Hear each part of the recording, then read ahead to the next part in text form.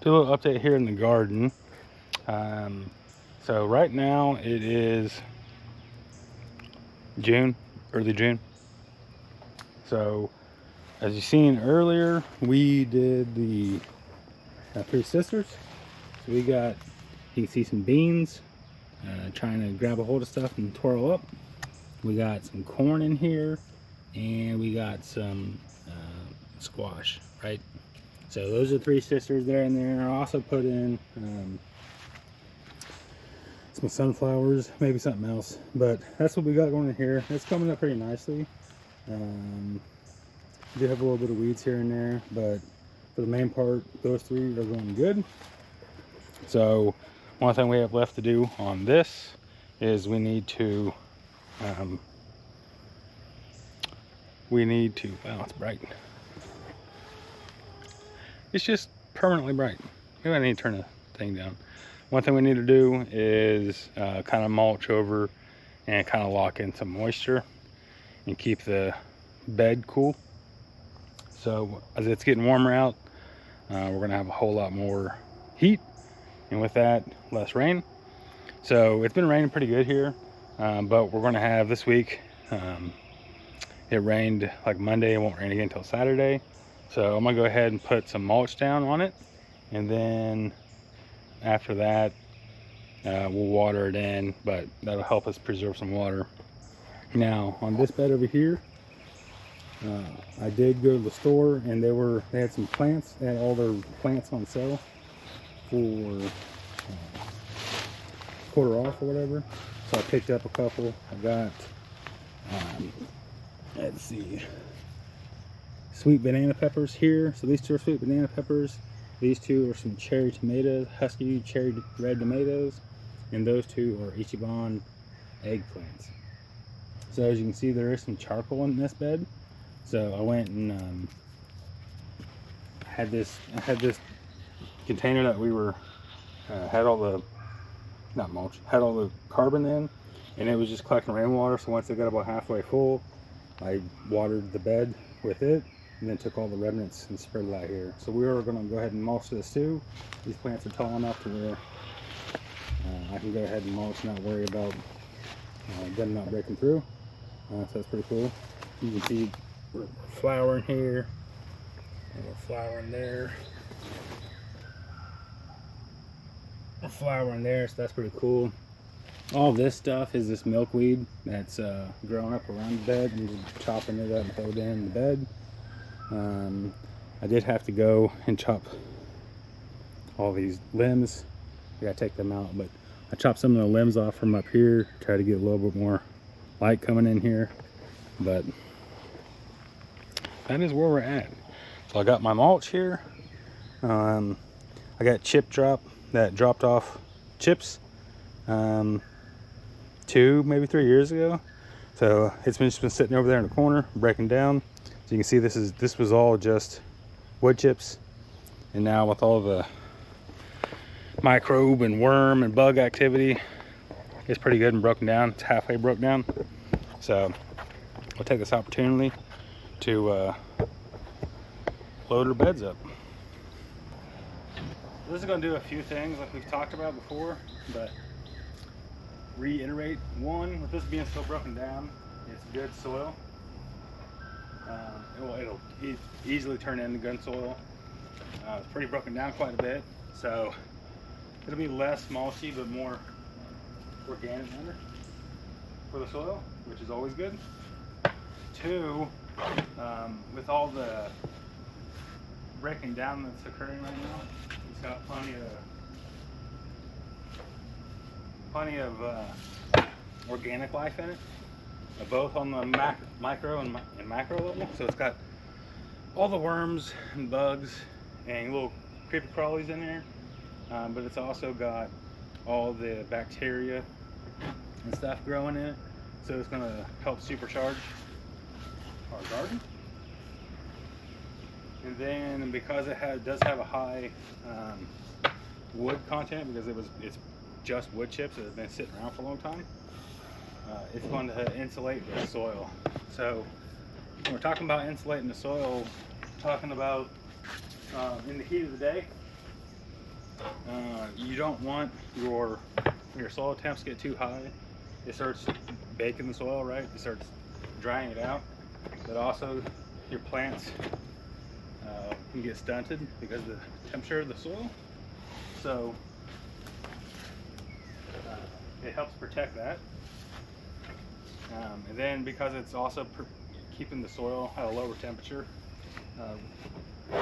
and it's also the reverse effect in the winter. It keeps the temperature up. It's just an insulator.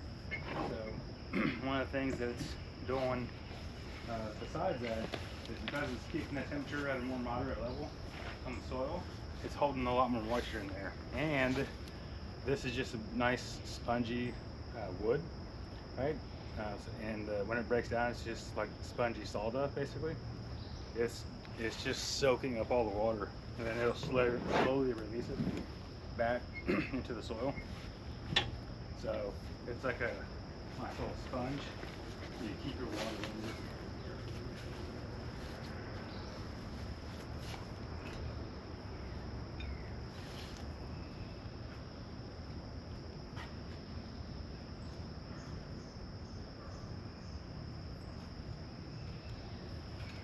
And with it not letting the sun hit the soil as easy, it's acting like a weed barrier as well.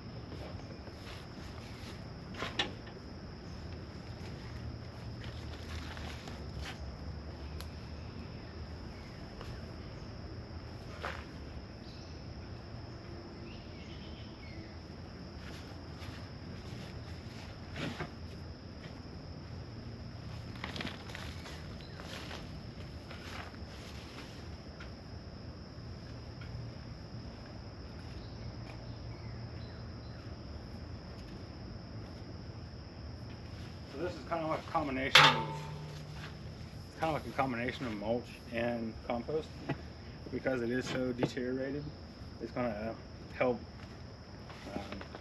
rejuvenate the soil faster.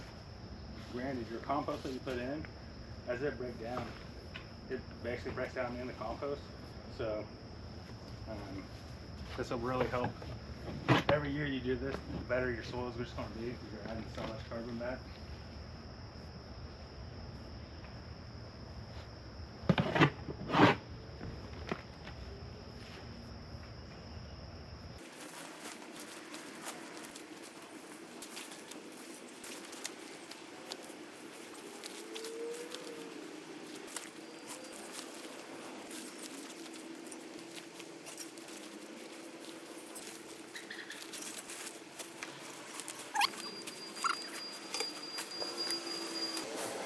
I do believe that looks pretty good.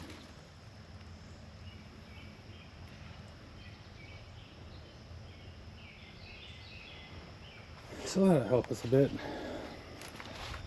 I'm gonna go get my water this in, and it'll be pretty fantastic.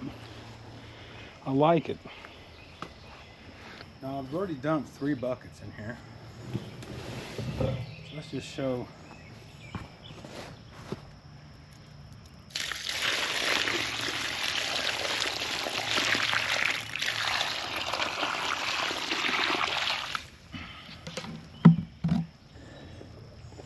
See how much it's gone already?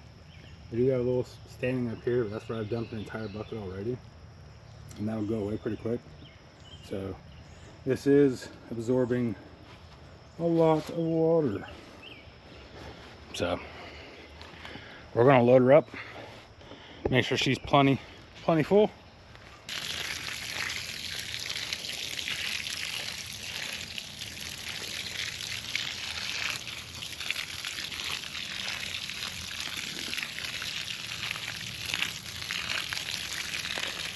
He just swallows it up.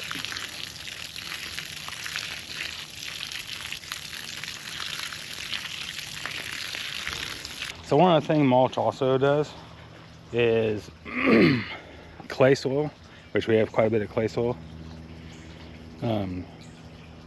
Whenever the rain falls down and hits your soil, you think of it like on a really macro level, the water drops, they're slamming against that clay chunk, and clay's all plumpy. when it hits it, it actually separates like the clay and the sand and stuff. It basically jackhammers the soil and causes it to separate into its different components, like this clay and the sand, the grit, and all the other different things. So in the end, what you'll end up having is, because also clay is not very water porous, it'll separate, you know, your clay, like I said, from all the other materials, including the carbon stuff. And then as it gets saturated, it'll start doing runoff, and then the runoff is going to take away your clay and your topsoil. So it ends up leaving a lot more like sandy stuff behind.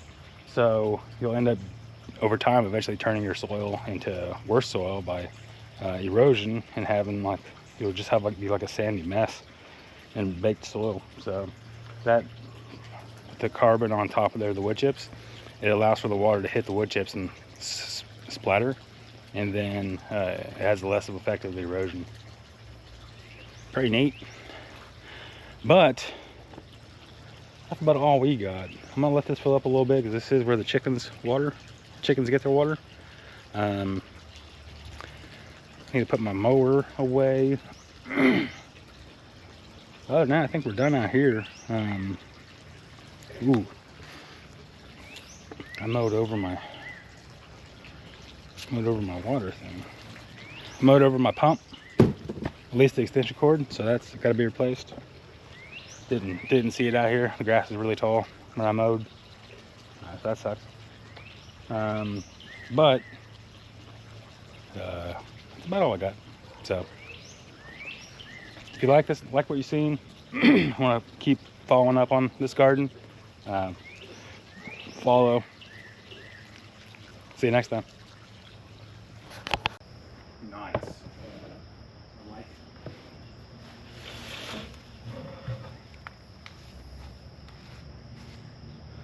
It's a lot easier if I just pulled this over there and dumped it.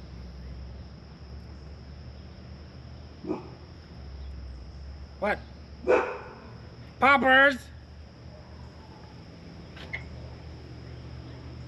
You think I'm talking to myself? Talking to the stinking camera. Come on. What are you doing?